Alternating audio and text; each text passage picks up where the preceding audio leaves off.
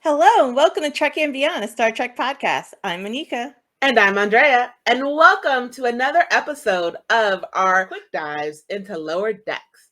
And today we're going into season 2 of Lower Decks, which, in my opinion, is when they start to a little bit meld a little bit more, and you start to love it a little bit more. And we're going to discuss episodes 1 through 5. And so to give you guys an idea of a little bit about what we're going to talk about, episodes 1 through 5. One is Strange Energies, and the USS Cerritos is dispatched on a mission where it ends up in a sci-fi event resulting in a strange energy with Commander Ransom. He's always fun. And then 2, we have Kayshawn, His Eyes Open. The Lower Decks are having a little bit of a trouble bonding because, Boimler's gone, and the new guy doesn't really like Beckett a lot. So they're on a little off mission, as Monica loves, and they are working with the new head of security because, rest in peace, Shaq. For episode 3, we will always have Tom Paris, where Mariner and Tendi are having their girls' trip. And Beckett does a little bit of Beckett, and Tendi does a little bit of Tendi, and things always go wrong when other people are involved, which is always fun. Episode 4, which is probably my favorite episode of season 2, is Mugato Gumato, and the USS Cerritos is dispatched to a planet to investigate unexplained sightings of a dangerous Mugato. And then last, episode 5 is an Embarrassment of the Duplers. Great episode, but not my favorite. Mariner and Boimler are trying to track down the location of a legendary Starfleet party while the bridge crew tries to work with an alien issue of someone who just sort of replicates as they get embarrassed. And aren't you glad that doesn't happen to you? Because if that did, I would wish death on myself. I just could not do that. I could not do that. So before we do our deep dive, quick dive, Monica, what is your thought of these episodes? These episodes shows a lot of sarcasm within the Star Trek universe, and all the knowns are like unknown.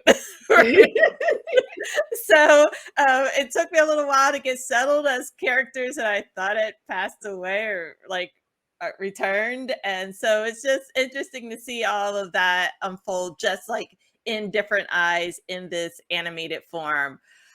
Also for me, the episode with Tom Paris, that was my favorite. And maybe because I also remember that character from other Star Trek series, and I just think that Boimler is just a comedy of errors. So the adventures with him are always a hoot. It's nice to have him back on board. Is it though? Yes. So I guess for me, I would have to say I really did love season 2. Really did kick it off for me. Season 2, because as I admitted earlier, I have seen all of these seasons because I didn't know if we were going to talk about the show, and I just couldn't hold off anymore. Season 2 was when they start sort of coming into their own a little bit more. We start to have a little bit more background on all the characters. It starts to make a little bit more sense. Love them and hate them. I had my moments with Beckett where I was just like, Beckett, if you do not just stop, if you just would take something serious, please just take something serious and stop expecting everyone with your go with the flow attitude. But there was moments where we saw people stand up for themselves. We saw people grow. And then we just had fun. And the Mugato episode was just fun for me. It was just from the beginning to the end. I loved it. So, getting into a little breakdowns, a little quick dives into each episode. Episode 1, we have that Mariner it starts off in a very funny manner. She has her workout regimen on a holodeck, and it's faking an escape from her Sargassian. And we see that she is not as happy. She's not happy that everyone knows who her mom is. She's not happy that people know that she's related to the captain because she liked working in silence. She liked working under the radar. And with everyone knowing her name and her mom like being her best friend, it's not really working. And then we see how other people on the ship, mainly Ransom, is annoyed by the fact that feels like he's been replaced as the captain's number one, because like, how do you come before the daughter? And it also shows how the mother-daughter relationship, they're both unhappy with this new relationship with their connection being out in the open, but they both refuse to state that they're both unhappy by it. And then we see Beckett trying to do something good. She's like, let's clean it up. And then there's a reason why it got so dirty, because of that random energy. And now Ransom becomes sort of a big head, which is really also interesting because, you know, Ransom was full of himself and now he was full of himself and tried to eat the ship. And just how even then the mother and daughter were trying to agree with each other and also disagree. And Ransom's like, y'all hate each other. You guys hate working together.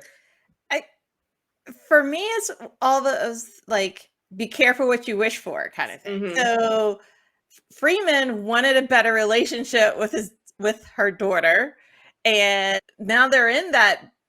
They started out in that better relationship. They made a deal at the end of the last season, but is that really working out for both of them, both personally, professionally? So I think that's really what it's beginning to unfold in this season, is that discussion of that and realization that they're very different people, but also needs to have their own individuality, and it's okay not to agree on everything, and how that in the rest of the crew. That is very true. I liked so like the continuity stuff of how how it has like little nuggets of things that you wouldn't know unless like you're a true fan. And I didn't know this until I read this and to research later, that the rock that the Doctor dropped on Ransom was like a callback to what had happened in the original series, where Kirk had to do to Mitchell to defeat him. So it's like these little callbacks of saying we're still holding true, but we're also having a lot of fun. This episode was, I think, a great first episode of the season. It wasn't too much, but it was enough to start seeing how things were, how they were all just sort of coming together and working together. Because, again, how do you expect people to react with finding out that she is the captain's daughter? You know, Right. So it was a nice way of coming back. It was a great fun first episode.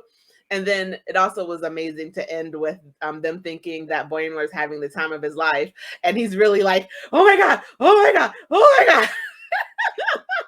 Right. And that's the big difference from being at risk, being in that first contact, maybe a battleship, compared to a low profile second contact, humanitarian like relief vessel with risk. Right. So Boimler got what he wished for. However, there's a lot more action, a lot more stress. And we can tell that he doesn't deal well with that. He already had anxiety, I think, concerns. He was always really stressed out before small missions, just taking in a diplomat or an ambassador somewhere, let alone being like the pilot in a battle. So I wish, though, he's continued with his relationships with his on the Cerritos. I agree. So one more thing, and I failed to mention this in our last recording, but Rutherford lost his memory. Yes. And so he has like literally a hard reset. Yeah. In his cyborg brain. And so this is not typically what happens. And so like he still has his engineering knowledge, but he doesn't have a lot of knowledge of his personal relationships. Yeah. And Tendi is taking it on and helping him to embrace and learn and grow. She was really enthusiastic in the beginning, but I think it's wearing on her. And because he's also like dating people or talking to people that he had like kind of shunned before. And so it's going to be a little conflict. And I kind of like that little drama, and let's see how that all unfolds there. What do you think about that relationship? So I want them to forever just be friends. Like, please do not put them in a relationship. I want strictly platonic friendships. Like, I really do. I need those. And I love the fact that she was like worried, not because she liked him, but she was like, if you're changing your thoughts on things, maybe you don't want to be my friend anymore. Because like if he hated pears, and then like if you saw, like I've watched this episode so many times and I didn't even until like the last time I noticed it when he was eating a pear in the beginning. On his bunk there was like 4 other pears, and she was like, you hated them and now you're eating them. You call back to the first episode of season 1 when he had that same date Ensign, and like he didn't like her. He was like, we found out that she didn't really care about the riding Hatch 70. I think it was a valid fear of like, if you changed your thoughts so much, why would you still want to be my friend if your opinions are changing? Which you have the right for your opinions to change, but she was worried about how it would affect her. Now, did she handle it in a very smart, healthy manner? No. Right. She handled it in a very much, I'm going to shoot you with darts to like reassess your brain. So it's like, okay, you went mad scientist. Okay. But you did it for, you were scared. I understand you were scared, but don't do that again. Yeah, I feel as though he's let down his barrier. He had a lot of guards up before, and he was constantly second guessing himself in the first season. And now he seems more liberated. Yeah. Just trying everything and seeing if it works, things that he wasn't interested in before. Okay, so going on to episode 2 of the season, we meet the new security chief. Again, rest in peace, pour one out for my homie, Shax. We meet the new chief, Quajon, I think his name is. Yeah. And this episode is an away mission, somewhat. We have 2 away missions in this episode for you. With Ensign Boimler and with the people from the Cerritos. And so a collector dies, and then the collector guild is up to like Starfleet to go through and like make sure everything on their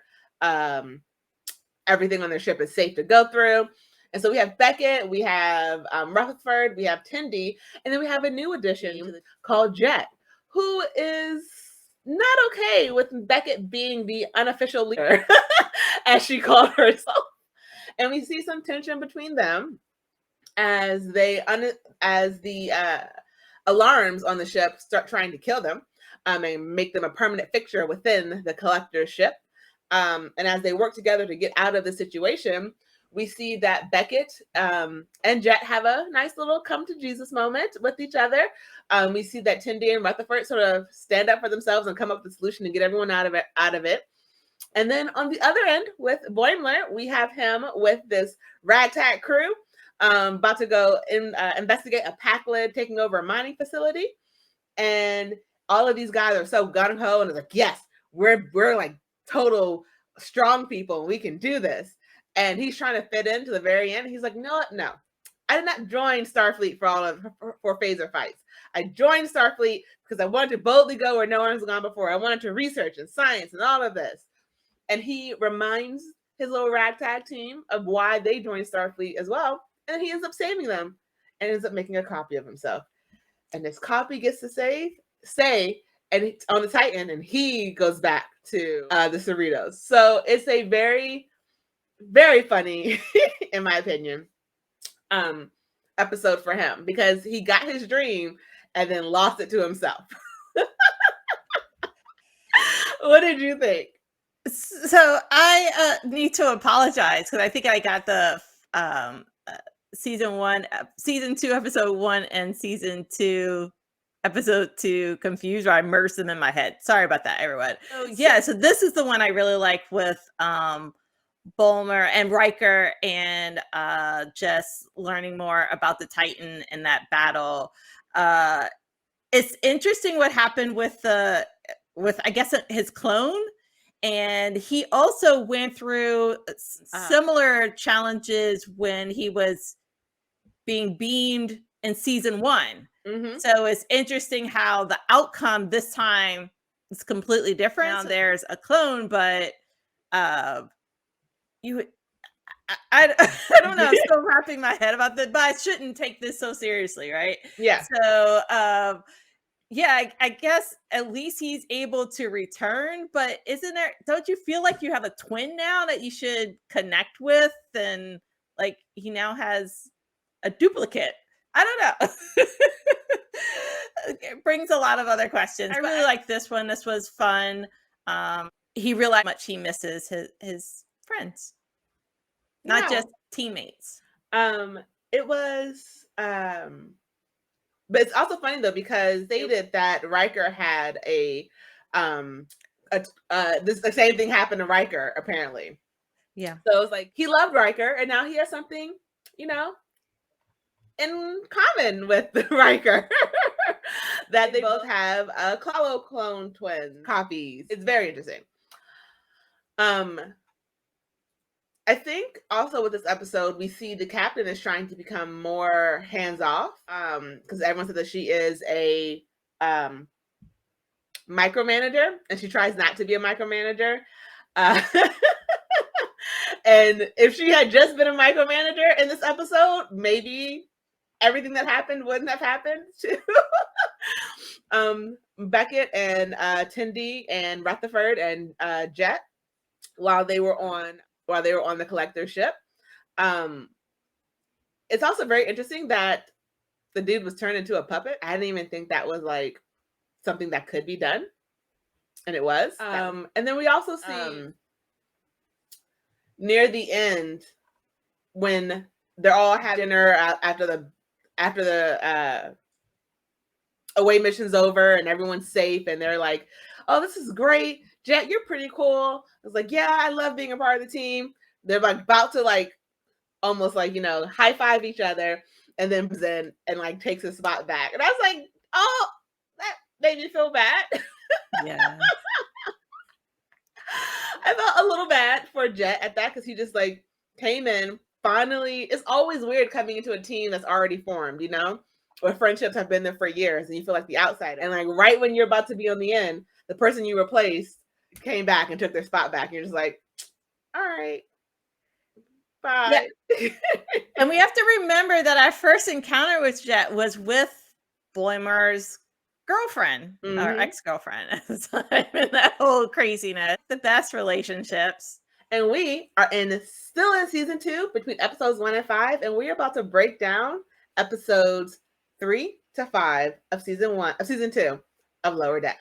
And so these episodes, just to remind you, it's called "We Will Always Have Tom Paris," "Mugato Gumato," and "An Embarrassment of Duplers." So starting off with "We'll Always Have Tom Paris," this episode is more about girls' trip for Tendi and Beckett.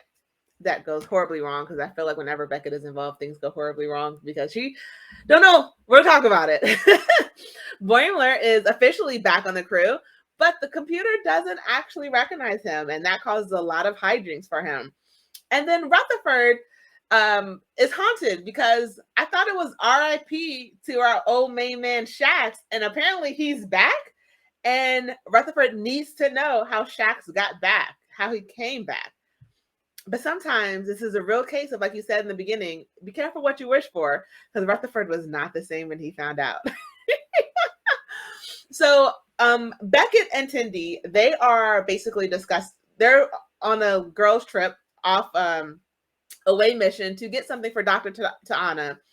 And it turns out to be a fertility statue that they end up breaking because Beckett cannot just do her job.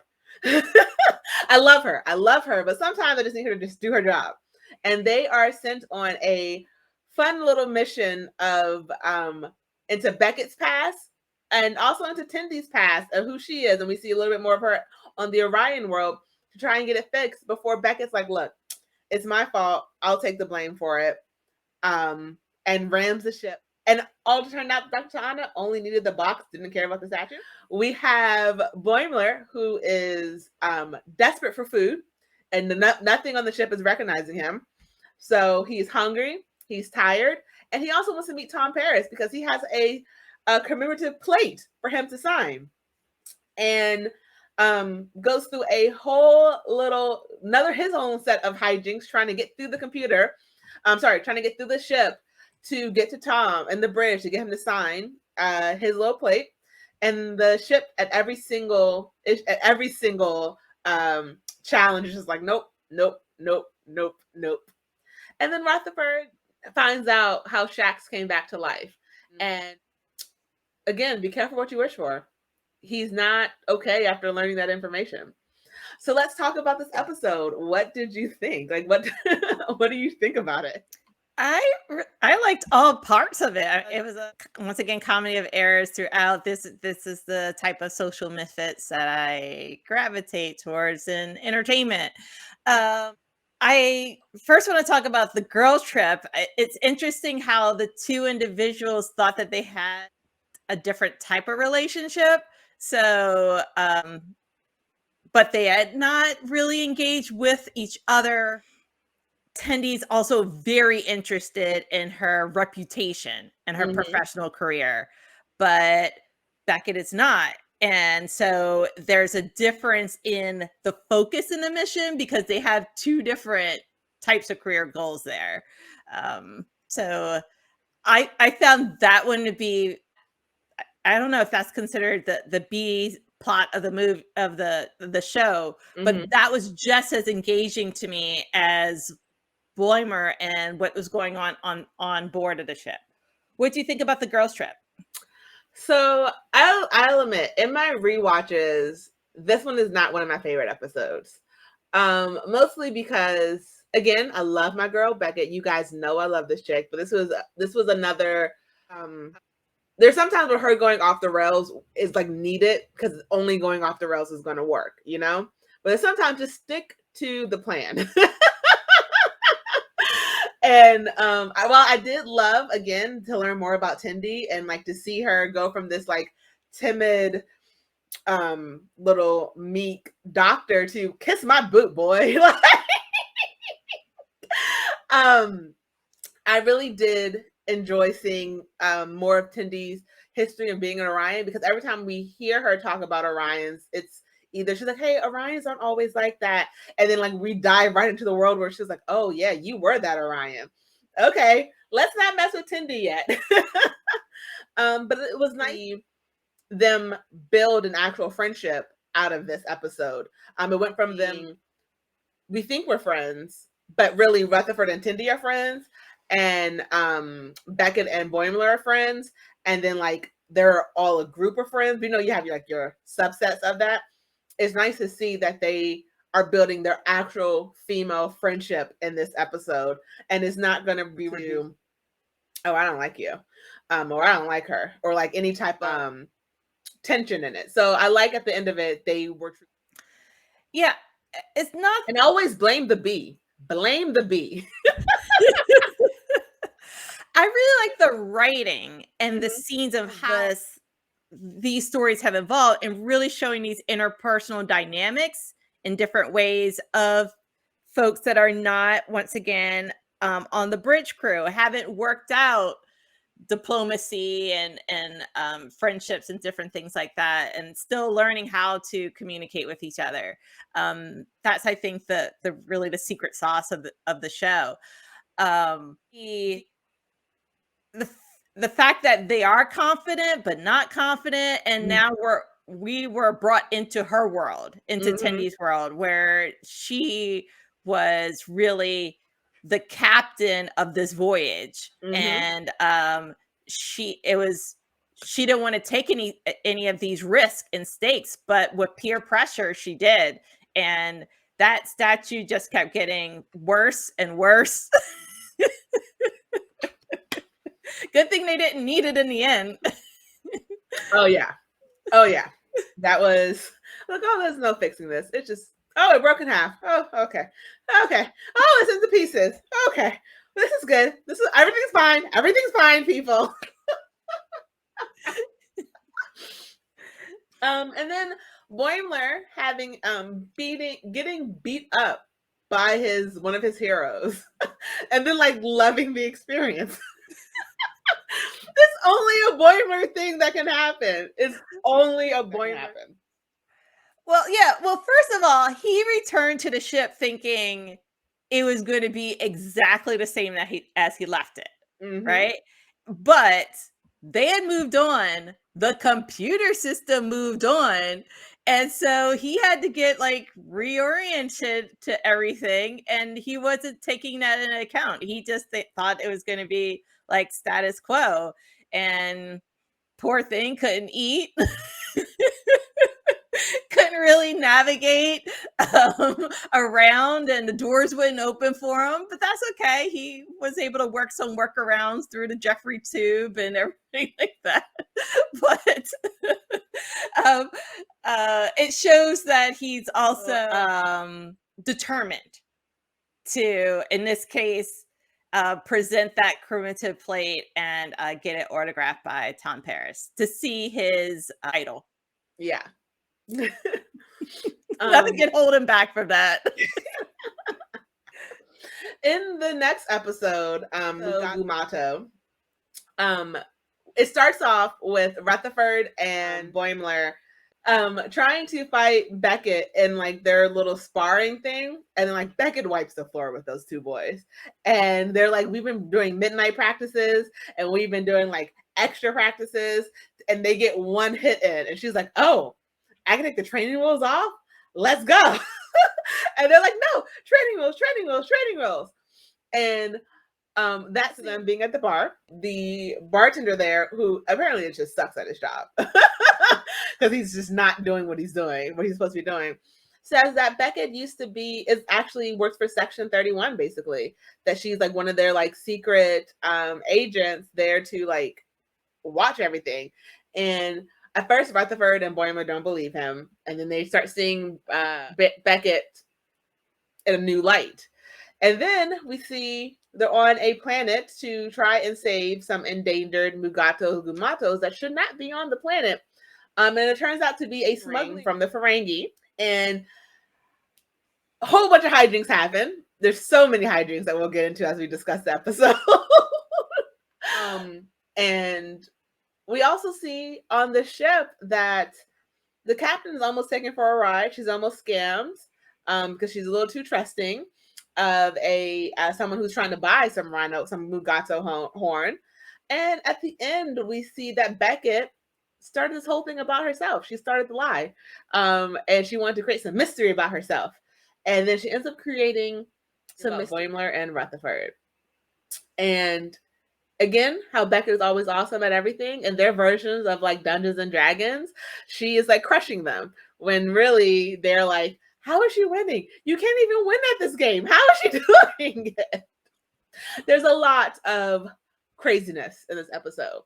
So let's get into it. This episode, I kept thinking this is when like one of those lies turn into other lies. It turned into more and more lies. Mm-hmm. And I was wondering about this bartender and how this is all going to go, because sometimes one person makes this assumption or thinks that they know something that they don't. And then I was thinking, we're all introduced a lot of knowledge and relationships that we just gradually find out. Why not add Black Ops to this? That's how this is going to work out. So yeah, I was just entertained by the comedy of errors. This is your favorite episode, right? Of this season? I love this episode because it's just, from one, the Gumatos, how there's so many different ways of saying it, to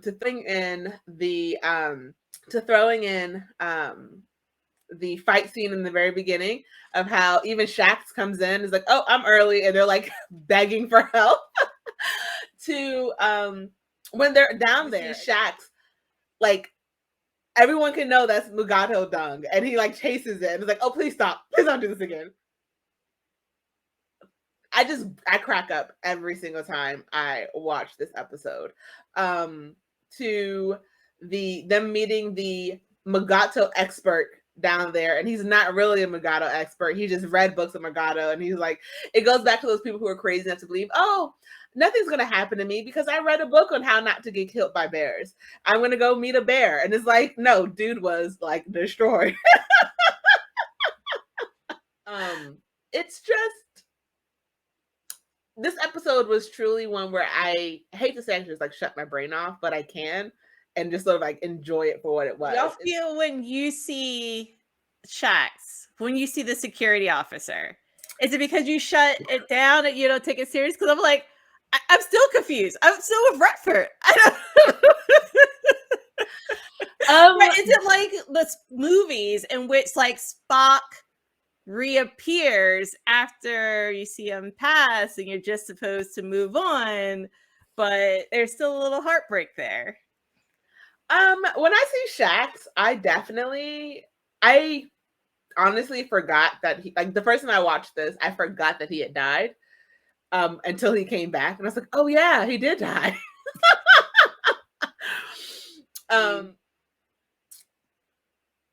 How like someone could be in the normal episodes, how someone could be so close to death, and then like at the very last minute there's a Hail Mary and they find out how to save them, or like they weren't completely dead, they were just close to death, and then like they come back and you're just like, okay. I feel like in other TV shows we're just expected to believe it, so I just expect to believe it right now. I don't want to. They bring them back because I feel like I would not be like I'm with Rutherford. If I found out, I'd be very haunted. I don't want to be haunted. I just want to know that if I'm high enough up, if I die, they'll bring me back. I'm gonna live forever. Then let's not mourn. I mean, they gave him a funeral and everything. Purgatory. Yeah, that's the mourning. But I think that's part of the place of this whole thing, that you can test those boundaries and keep characters on board when maybe they've went through a lot of trauma, the ultimate trauma. And then we also see, I didn't mention this in a little recap of it. Tendi is becoming more in her own in this episode. She's taking charge. Dr. Ta'ana literally gives her a job that she doesn't think she'll be able to complete, and she does it with the efficiency, and even getting herself injured in the process, and still completing the task at hand. We're seeing her become a stronger and stronger character. Tendi's awesome. She's getting more awesome. Yes, if I remember correctly, everyone needed to get a physical, and it was her mission to ensure that everyone received a physical. However, the chief doctor was the last person and didn't want to get a physical, and Tilly manipulated and help make it happen. Yep. She was like, I am the doctor. You don't want to scan. I'm like, honey, you could have just ran the scan on yourself, and it's like, it's a non-invasive scan. Like, literally, it's a scan. You know how awesome it is if I go to the doctor and they can just literally scan me and be like, this is wrong, this is wrong, this is not wrong, nothing's wrong, you're good, here's how we fix it. It'd be so simple. The ultimate irony was that after Tendi completed the scan, the doctor was like, oh, that was easy, that was simple. Like, yes. Like you're not even getting a shot. It's literally a scan. You went to school for this. You should know this. We also have Boimler and Rutherford actually being the ones to save the day down on the planet, because the Magatos get out and it's all like everyone's running, and the Ferengi is trying. They've captured everyone in Starfleet. They have their little confrontation with Beckett, and she's like, wait, did you guys find out that I'm a secret Black Ops agent? And it's like, you weren't even hiding it? It's like, it's a lie. I did it. And she explains why.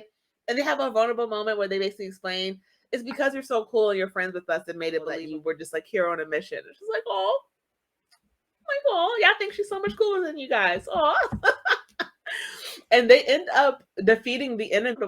Profitable for the Ferengi to open a sanctuary and like have visitors come and like sell like swag than just to kill off the Magato, which I think that's a huge 180 from like, let's kill them all and we're opening up a sanctuary.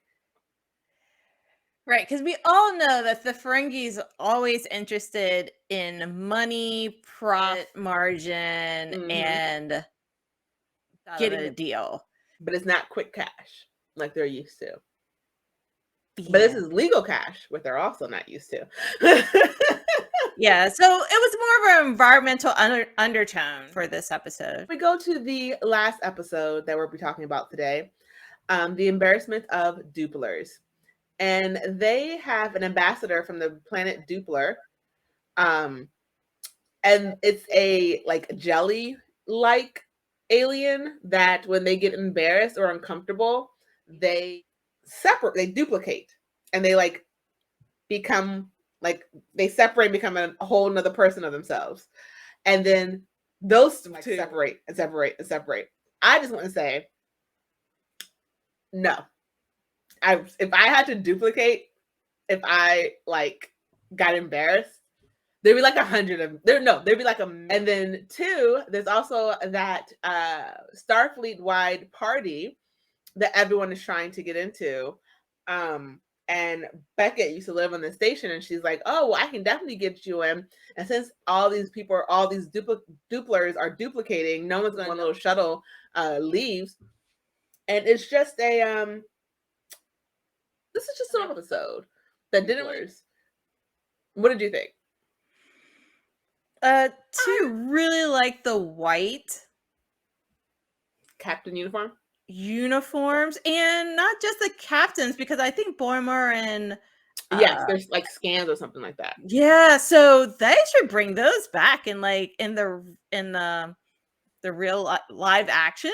But it was fun to watch, just like all of these episodes. And we also, this episode also sort of showed the hierarchy within Starfleet and how certain captains aren't given the same respect as others. Because we see when Captain Freeman is trying to get on the party with her crew, with her bridge crew, they're like not allowed in. But Boimler's like clone, who isn't a captain, who is just works on the Titan, is on the list. And it like showcases how just being a captain doesn't really mean anything if you're not a captain who matters, or if you're not on a ship that matters. Because I thought it was very interesting the first time I watched it that Boimler's clone could get in, but the captain of the he's on the California class. Like what? That was shocking. Could you imagine? Like, oh, I'm a captain of a ship and I can't get into a party. Some random ensign on another ship can. Right. So bridge crew, other ships outrank of like war vessels can outrank captains of it's this whole, I guess, hierarchy that I don't but we also see that sometimes in business. In which there's some administrative assistants that get more information, or just are invited to meetings in which some are not, and vice president. So it's politics everywhere, and there's politics in Starfleet. We also see a little bit more of Beckett's background and how she has enemies on the station, and how that enemy tried to set her up and get her arrested, and how the security team on these stations are like super dirty and their own little community on this station. How like this dude really hated her and was about to like, you know, get her arrested. And then you also see like there's like an aviation center in there. There's like so much on those stations. And then the party was held at the main ballroom and there's like no secret spot. What did you think about finding out about Beckett's like history?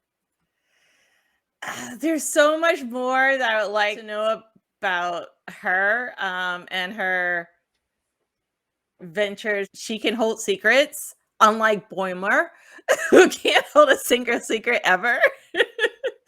Any final thoughts? This is one word: fun. You always see like the seriousness of it, and sometimes you just need to have fun with it. And you're right, this is fun. I'm excited. I can't wait for you to get into it. Oh, we're gonna love it.